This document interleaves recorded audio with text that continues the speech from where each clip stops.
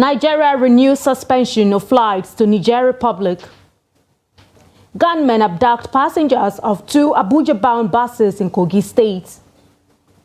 Political thugs disrupt Fubara Supreme Court victory rally as tension simmer in Rivers State. On the foreign scene, Senegal Parliament delays presidential poll extending Macky Sall's tenure. Hello again and welcome to the Trust TV News Update at this hour. I'm Aisha Salihu. The federal government has renewed the suspension of commercial flights from Niger Republic to Nigeria and from Nigeria to the nation's northern neighboring country by the Economic Community of West African States resolution.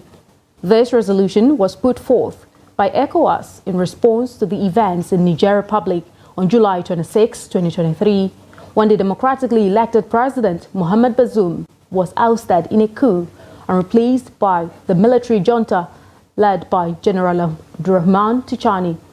This directive was contained in a letter titled ECOWAS Restriction on the Republic of Nigeria from the Nigerian Airspace Management Agency Aeronautical Information Services, dated February 2, 2024, and signed by the Director of Air Traffic Services, Tayo John, on behalf of the agency's Managing Director and Chief Executive. The directive stated that by ECOWAS resolutions, all commercial flights from Niger to Nigeria or from Nigeria to Niger or from Niger overflying Nigeria or any state overflying Nigeria to Niger are suspended. It added that these restrictions do not affect overflight aircraft through Niger airspace, aircraft in a state of emergency, and special flights. Regarding this particular story, earlier we had Dr. Abdurrahman Abu Hamisu, political scientist and commentator, and he had this to say.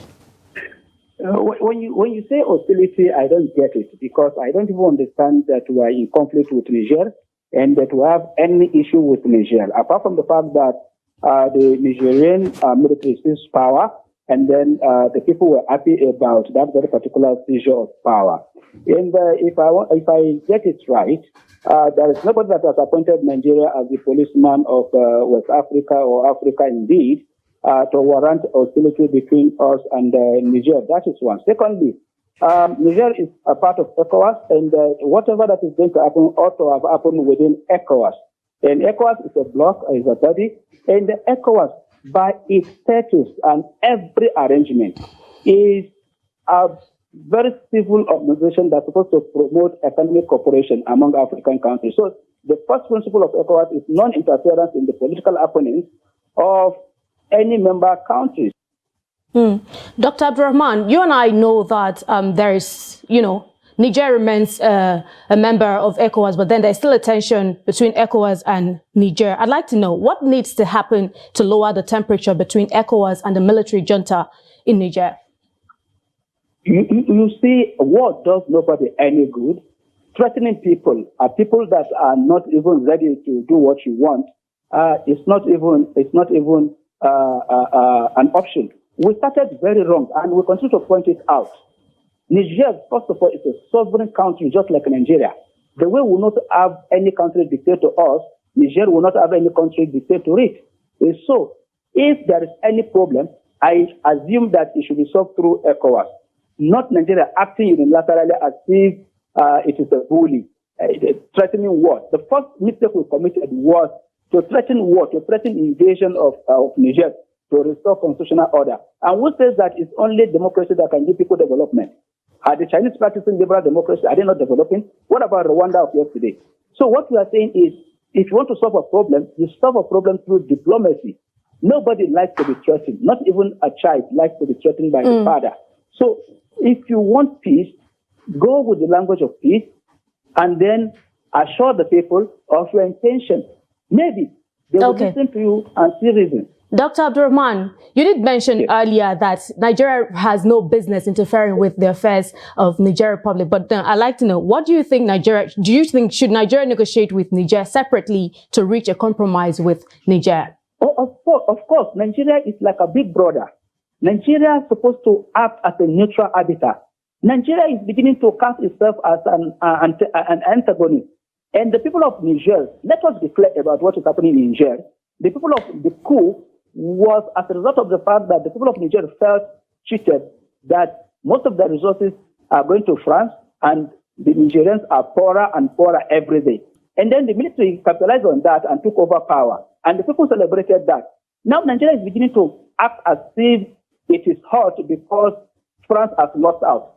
So we are acting as a proxy for France. And that the entire ECOWAS sub-region is acting as a proxy for France. And this is the narrative. And the people of Niger are angry about it. And we have everything to lose. We are fighting an insurgency. Niger is playing a critical role. And on to security matters in some parts of the country. Kidnappers have abducted passengers of 2 Abuja-bound buses in the Inele-Eteke-Ogugu New Road area of Kogi East District. A source said on Monday that the incident involved a GIG and ABC transport buses heading to Abuja from the eastern part of the country. The source said the GIG bus left Umuahia in Abia State on Saturday on its way to Abuja.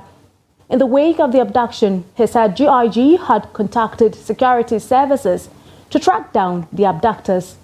Meanwhile, Kogi State Police Command has confirmed the incident.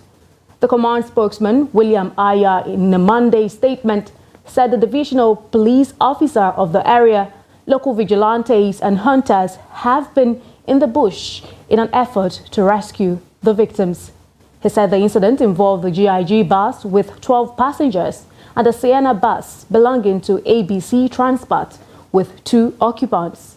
According to him, Kogi State Commissioner of Police CP Bertrand Onuoha has deployed an additional tactical squad consisting of a quick response unit, police mobile force counter-terrorism unit, and conventional police personnel to the area to continue with the bushcombing to ensure all victims are rescued and hurt. And now to Ogun State. 4 persons have been killed and others sustained gunshot injuries in various cold clashes in Abeokuta, the Ogun State capital. They were killed at different locations in Abeokuta at the weekend when members of rival cold groups engaged one another. Police authorities in the wake of the development arrested 11 suspects in connection with the violent clashes. The spokesperson of the Ogun State Police Command, Omolola Odutola, who confirmed the development, said those who died included members of the Aye, Eye and Buccaneer confraternities. The clash started on Thursday when a suspected leader of the Aye confraternity, simply identified as Dari, was shot dead in front of his house in the Ijeja area of the Abeokuta metropolis in Abeokuta South local government area of the state. An eyewitness said Dare, who was popularly known as Oloba, was shot dead on Thursday evening by suspected members of Buccaneer confraternity. The police spokesman said one Sheun Elewode, a member of the Aye cult group, was killed during a shootout between rival cult groups in the Adeun area of Lafenwa, Abeokuta. And now to the southeastern part of the country. The Anambra State Police Command has declared one Inspector Audu Madefu wanted for murder. This was disclosed in a press statement issued by the command spokesman, DSP Tochukwu Ikenga, on Tuesday. Ikenga urged members of the public with information on his whereabouts to report to the nearest police station. Although details of when, where, and how the murder was committed were not disclosed. The command, however, assured all that any information given shall be treated with utmost confidentiality. And now to the politics in Rivers State. A rally held to commemorate Governor Siminalayi Fubara's Supreme Court victory in Rivers State in Ahoda West local government area turned tumultuous as youths, purportedly acting under the directives of the council chairman, vandalized canopies and chairs at the original venue designated for the event. Subsequently, the organizers relocated the program to an alternative site where the council chairman later appeared to address the allegations, eventually allowing the rally to proceed without further disruption. Despite the initial attempt by these individuals to disrupt proceedings, the event drew an impressive turnout with past and current lawmakers, commissioners, and the governor's representatives in attendance. Sokari Goodboy, the leader of Governor Fubara's supporters in Ahoda West, and one of the 4 assembly members aligned with him, called upon the presidency and the police high command to take cognizance of the provocative actions witnessed. Additionally, Evans BP, Governor Fubara's emissary and former chief whip of the State House of Assembly, reassured the assembled crowd, urging them not to succumb to intimidation tactics such as rumors of potential suspension from the PDP, among other threats.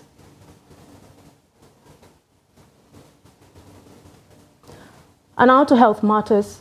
As inflation hits the various sectors of the Nigerian economy, drug prices has marked a sharp increase, with everyday medication becoming too expensive for Nigerians. The federal government, in reaction, has restated its commitment to address the surge in drug prices across the country by promoting local pharmaceutical manufacturing. Social Coordinating Minister of Health and Welfare, Professor Ali Pate, emphasized this commitment during a consultation forum with pharmaceutical stakeholders held in Lagos. He acknowledged that the global increase in pharmaceutical costs is a shared concern, but President Bola Tinubu's administration is actively implementing measures to ensure affordable and safe healthcare products for Nigerians. As part of the President's renewed home agenda, the health and welfare of Nigerians is key. And pharmaceutical manufacturing, local manufacturing, is something that we are pursuing aggressively. One that will ensure that the industry thrives, that Nigerians have affordable commodities to improve the health of the population of this country, that are also safe.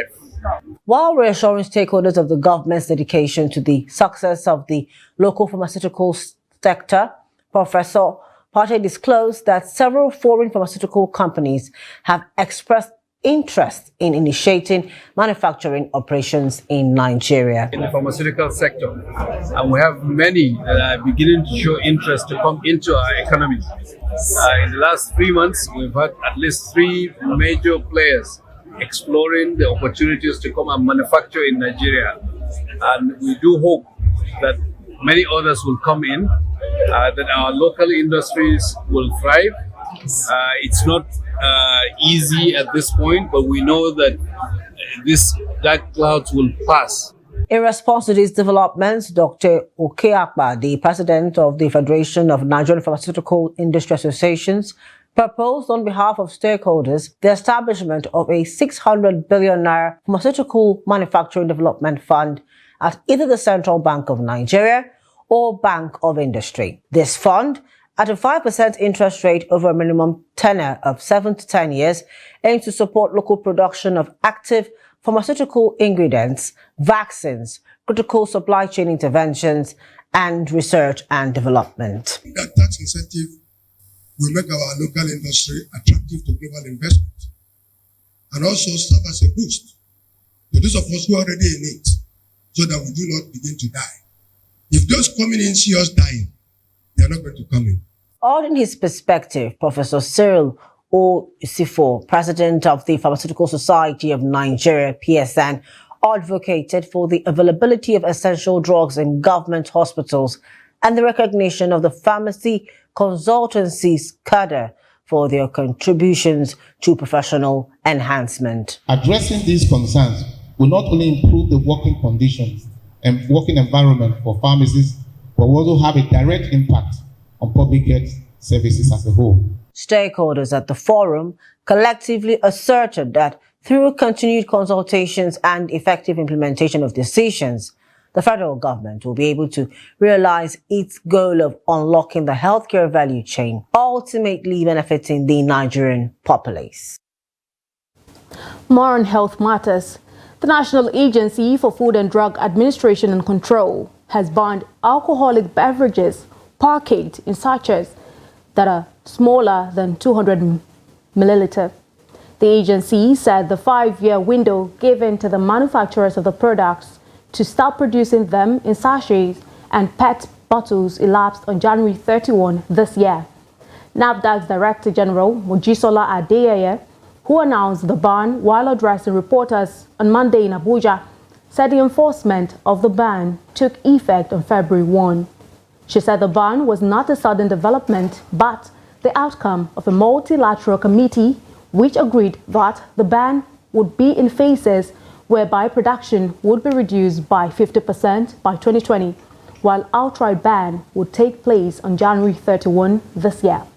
Given the decision, Adeyeye said NAFDAC did not issue renewal licenses exceeding last month to any manufacturer of the products.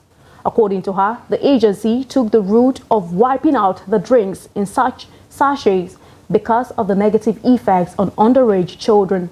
The NAFDAC boss explained that since the drinks are packaged in pocket-friendly sizes, accessible and affordable, children easily fall for the packages and face the consequences.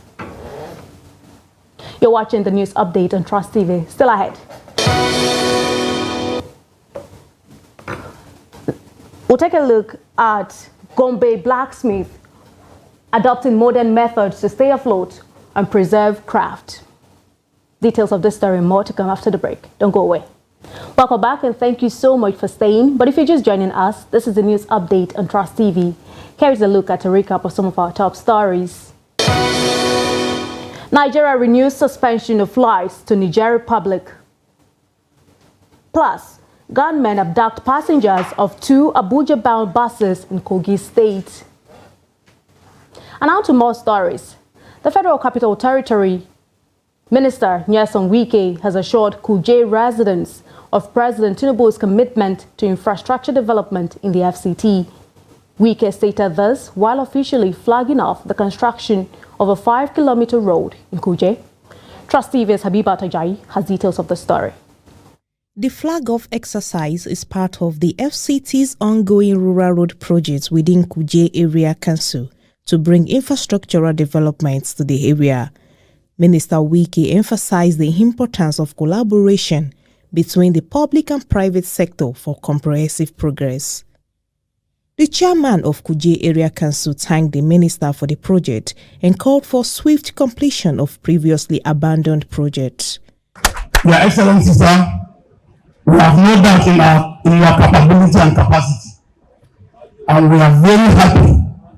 At the recent town security meeting, you promised us that you are going to visit the file of Arab contractor who are working on airport road to Kuje. Your Excellency, sir, I'm happy to inform you that the contractor has resumed to site. We are here again to flag off the construction of a 5-kilometer dual carriageway from Tipagala Junction to LUA Secretariat in Kuje Area Council. The scope of work includes realization of 5 kilometers finished to asphalt level, construction of reinforced concrete channel trapezoidal line drain on both sides of the road, construction of pipe covers of various sizes where required, construction of access slabs at port entrances, construction of pedestrian walkway on both sides of the road. Wike in his remarks said the project aimed not only to enhance transportation within the community, but also to stimulate economic activities and elevate the overall quality of life for Kuje residents. So all this doing well is because we have a minister and we have a president who gives us anything we want. He has given us all support. And so we have no other choice. We have no excuses to give, but to let the people know that Mr. President is behind everything we are doing. If he does not say go and do, what will the minister do? Nothing.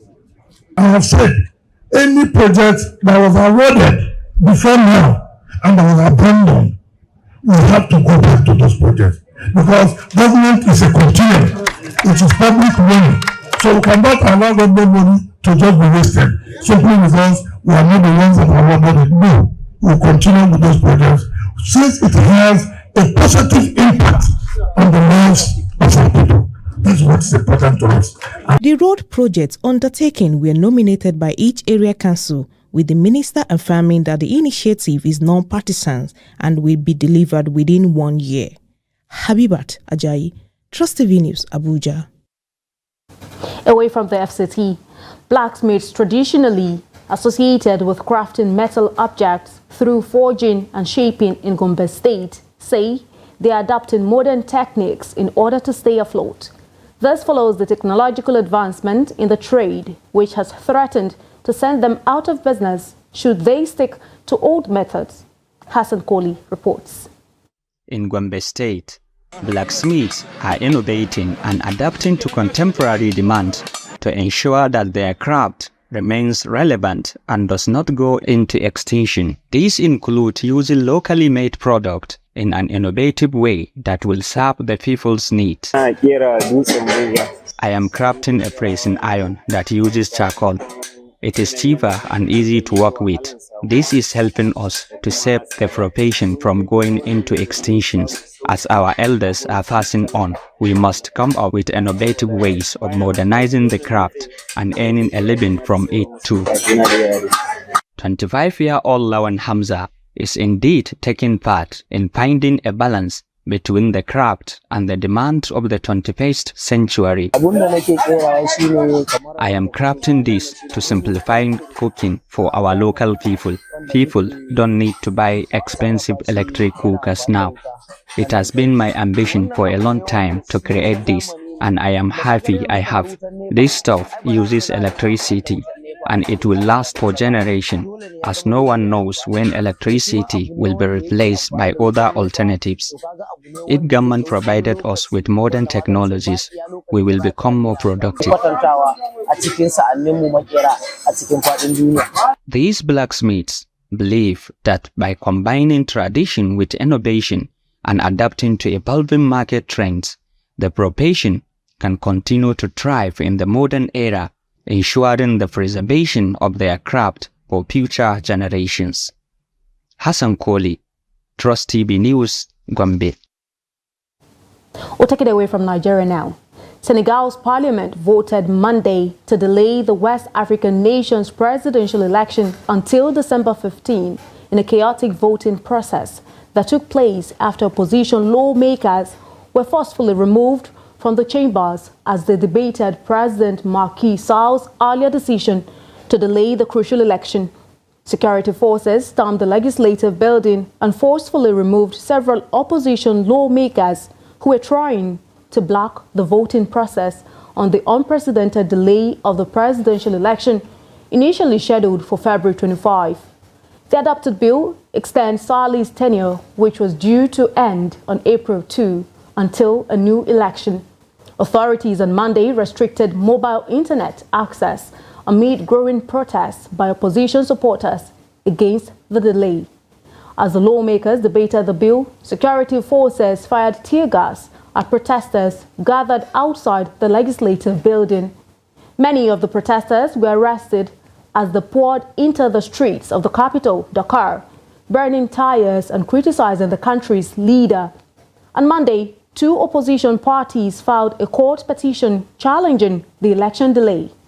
It was not clear what would become of their request for Senegal's Constitutional Council to direct the continuation of the electoral process.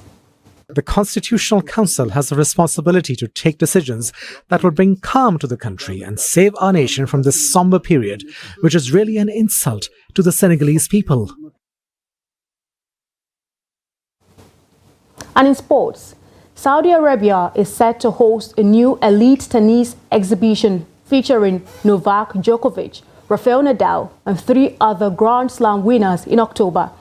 The Six Kings Slam event will form part of the Saudi Cultural and Entertainment Festival Riyadh season. Major winners Carlos Alcaraz, Daniil Medvedev, and Jannik Sinner will also line up, as well as Holger Rune. The event will take place during the ATP season, which already has a full schedule that month.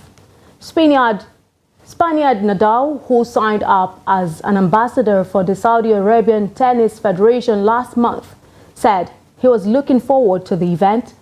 Critics of Saudi Arabia have accused the oil-rich kingdom of using its wealth to invest in sports, in a bid to improve its image known as sports washing. It follows recent heavy investment in golf, Formula One, football, and boxing in particular.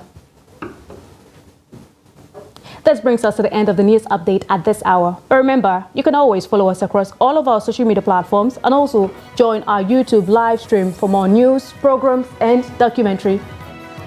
I'm Aisha Salihu. Thank you so much for joining us. I'll see you again.